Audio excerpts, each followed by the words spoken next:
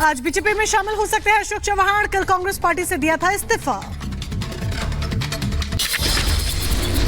दोपहर 12:30 पर महाराष्ट्र के deputy CM Devendra Fadnavis press conference करेंगे। अशोक चव्हाण को पार्टी की दिला सकते हैं सदस्यता।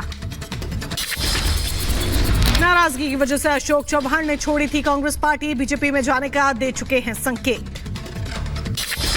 प्रदर्शनकारी किसानों का दिल्ली कूच। 9 से ज्यादा राज्यों के किसान अपनी मांगों के साथ बढ़ रहे हैं आगे। मार्च में भारी संख्या में एकजुट हुए किसान। किसानों के प्रदर्शन को लेकर पूरे दिल्ली में धारा 144 लागू। ट्रैक्टर रैलियों पर भी पाबंदी। बॉर्डर पर 5000 सुरक्षाकर्मी तैनात। किसानों के प्रदर्शन को देखते हुए ट्रैक्टर, बस, ट्रक से आने पर रोक है। तलवार, त्रिशूल, लाठी पर भी प्रतिबंध है। रैपिड एक्शन फोर्स की भी तैनाती है। किसानों के दिल्ली कूच के ऐलान के बीच एक्शन में सरकार। दिल्ली से सटे बॉर्डर पर बढ़ाई गई सुरक्षा, बैरिकेडिंग की गई। गाजीपुर बॉर्डर को सील कर दिया गया है। किसान आंदोलन को देखते हुए सुरक्षा कड़े हैं। मुख्य मार्ग पर लगाई गई है बैरिकेडिंग। किसानों के प्रदर्शन को देखते हुए टीकरी बॉर्डर पर भी सुरक्षा व्यवस्था कड़ी की गई। भारी संख्या में तैनात हुआ पुलिस बल। ड्रोन से रखी जा रही निगरानी। पंजाब किसान नेता सरवन सिंह पर ढेर का बयान। कल केंद्रीय मंत्रियों के साथ करीब 5 घंटे बैठक चली, लेकिन सरकार के पास कोई मजबूत प्रस्ताव नहीं था। किसान आंदोलन पर बोले अर्जुन मुंडा। कहा सरकार चाहती है बातचीत से निकले समाधान। बातचीत के लिए आशान्वित है। अभी भी वेलकम प्रस्ताव है। हम खुले मन से तैयार है और आशान्वित है कि आगे बातचीत में सरकार हमेशा चाहती है कि बातचीत के माध्यम से हर किसी समस्या का समाधान हम निकाल सकते हैं। किसानों के दिल्ली चलो आंदोलन को लेकर प्रशासन सजग है। यूपी के बॉर्डर पर सुरक्षा कड़ी है। यूपी गेट फ्लाईओवर पर बैरिकेडिंग लगाई गई है। किसान आंदोलन को लेकर हरियाणा में भी सुरक्षा सख्त। शंभू बॉर्डर को किया गया सील। जगह जगह बैरिकेडिंग की गई। किसान आंदोलन को देखते हुए दिल्ली में सुरक्षा के कड़े इंतजाम है। सीमाओं पर सुरक्षा के कड़े इंतजाम। अयोध्या में राम मंदिर के बाद प्रधानमंत्री नरेंद्र मोदी अबू धाबी के पहले हिंदू मंदिर का उद्घाटन करेंगे। संयुक्त अरब अमीरात सरकार ने मंदिर के लिए 27 एकड़ जमीन दान की। यूएई में हिंदुओं का पहला भव्य मंदिर बनकर तैयार है। मंदिर के ड्रोन की तस्वीरें सामने आई है। 2019 से बन रहा है बीएपीएस का ये हिंदू मंदिर। प्रधानमंत्री मोदी आज 8 महीने में तीसरी बार यूएई के दौरे पर रवाना होंगे। विदेश मंत्रालय ने पीएम के दौरे से पहले वीडियो जारी किया है। भारत और यूएई के संबंधों का जिक्र किया। पीएम मोदी आज यूएई में भारतीय समुदाय को संबोधित करेंगे। जायद स्पोर्ट्स सिटी में आयोजित कार्यक्रम में 35 से 40 हजार लोग शामिल होंगे। अब तक 65,000 से ज्यादा लोगों ने रजिस्ट्रेशन कराया है, लेकिन खराब मौसम की वजह से सिर्फ 35,000 लोगों को अनुमति मिली है। अबू धाबी के दौरे के दौरान पीएम मोदी राष्ट्रपति शेख मोहम्मद बिन जायद अल नहयान के साथ व्यापक वार्ता करेंगे। आपसी हित के क्षेत्रीय और अंतर्राष्ट्रीय मुद्दों पर विचारों का आदान प्रदान करेंगे। यूएई के बाद 14 फरवरी को कतर जाएंगे प्रधानमंत्री मोदी। दोहा में कतर के अमीर शेख तमीम बिन हमद संग करेंगे द्विपक्षीय बैठक। कतर ने कल ही 8 भारतीयों को जेल से रिहा किया था। ओवैसी ने आईएमआईएम नेता की हत्या पर नीतीश कुमार पर साधा निशाना। पोस्ट का लिखा अपनी कुर्सी बचाओ। खेल प्रतियोगिता से समय मिल जाए तो थोड़ा काम भी कर लीजिए। लोकसभा चुनाव से पहले यूपी में इंडी गठबंधन को बड़ा झटका लगा है। एनडीए में शामिल हो गए हैं आरएलडी अध्यक्ष जयंत चौधरी। कहा सभी विधायक बीजेपी के साथ खड़े रहेंगे। परिस्थितियों के कारण कम समय में लिया है फैसला। बहुत कम समय में, अल्प समय में फैसला हमें लेना पड़ा। परिस्थितियों के कारण लेना पड़ा और हमने हमारे कुछ अच्छे हैं देश के लिए, अपने लोगों के लिए कि हम कुछ अच्छा करना चाहते हैं। आरएलडी नेता रोहित अग्रवाल ने चौधरी चरण सिंह को भारत रत्न पर खुशी जाहिर की है। कहा हम आने वाले चुनाव में पश्चिमी यूपी में सपा का खाता नहीं खुलने देंगे। पीएम के मिशन 400 पार को आरएलडी पूरा करेगी। यूपी के डिप्टी सीएम केशव प्रसाद मौर्य का बड़ा बयान। कहा देश में मोदी के नाम पर चल रही है आंधी। उनके आगे कोई गठबंधन नहीं टिक सकता। जो आएगा उसकी जमानत जब्त हो जाएगी। आज मोदी जी के नाम की सुनामी चल रही है, आंधी चल रही है, तूफान चल रहा है। इसलिए मैं कहता हूं विश्वास करो तुम मोदी पर। यह नव युग का निर्माता है। ऐसा नेता इस धरती पर एक बार ही आता है। पश्चिम बंगाल के राज्यपाल सीबी बोस ने हिंसा प्रभावित संवेदनशील इलाकों का दौरा किया है। कहा है वहां के हालात दिल और दिमाग को झकझोर देने वाले हैं। संवेदनशील जगह पर कानून व्यवस्था का नामो निशान नहीं है।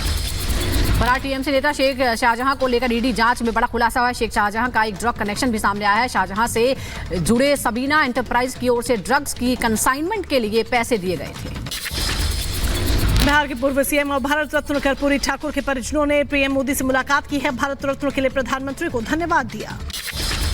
पीएम मोदी से मुलाकात के बाद बोले कर्पूरी ठाकुर के बेटे रामनाथ ठाकुर, प्रधानमंत्री के साथ हमने नाश्ता किया, कर्पूरी ठाकुर के बारे में बातें की, उन्हें 3 किताबें भी उपहार में दी।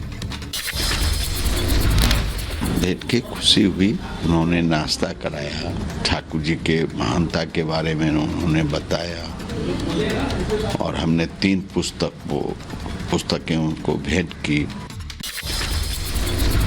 असम के मुख्यमंत्री हिमंता बिस्वा शर्मा का बड़ा ऐलान, राज्य के 25,000 तीर्थयात्रियों को मुफ्त में अयोध्या दर्शन करवाएगी सरकार। यूपी के कैबिनेट मंत्री नंद गोपाल नंदी ने प्रधानमंत्री आवास योजना के लाभार्थियों के घर बिताई रात, सोशल मीडिया पर साझा की तस्वीरें। उत्तर प्रदेश के अम्बेडकर नगर में अपर पुलिस अधीक्षक ने पुलिस सहायता केंद्र का उद्घाटन किया, महिलाओं और आम जनमानस को मिलेगी बड़ी राहत। यूपी के सहारनपुर में खुदाई के दौरान मिले प्राचीन मंदिर के अवशेष, हिंदू संगठनों में खुशी की लहर। उधर उत्तर प्रदेश के शाहजहांपुर में चाइनीज मांझा के खिलाफ बड़ा अभियान, मजिस्ट्रेट को ज्ञापन सौंपकर जताया गया विरोध।